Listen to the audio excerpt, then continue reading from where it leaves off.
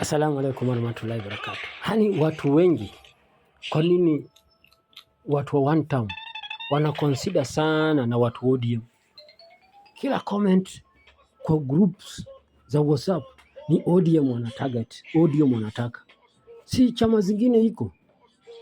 Chama zingine iko, Jubilee iko, chama zingine iko, UDA iko. Sisi tumewachwa kwa serikali na tutabaki kwa serikali. So unataka tutoke kwa serikali tuungane na Gachagua? Kalonzo, kura yangu ilikuwa natamani kukupea, lakini kwa sababu ya Gachagua kura yangu upati.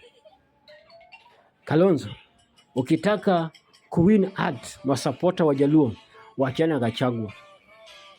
Ruto si mjinga kuachana na kura ya Mount Kenya akaendia Wajaluo. Ruto si mjinga. Gachagua hakuna mwali itakupeleka Kalonzo. Gachagua itakuchomea. Masapota wote wa ODM, ikiwa kwa Western, ikiwa kwa Nyanza, ikiwa kwa Coast, ikiwa kwa Northeastern, ikiwa kwa Nairobi, hakuna mtu atakuunga mkono Kalonzo kama uko na Gachagua. Kama uko na Gachagua, hakuna supporter wote wa ODM itakuunga mkono, kwa sababu madharau ameonyesha watu. Na watu wa one term, tafuteni marafiki.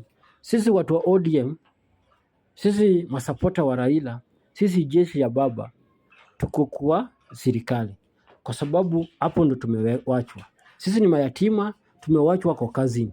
So unataka tutoke kwa serikali tuko opposition? Opposition tumekula tear gas ya kutosha. Opposition tumekula risasi ya kutosha.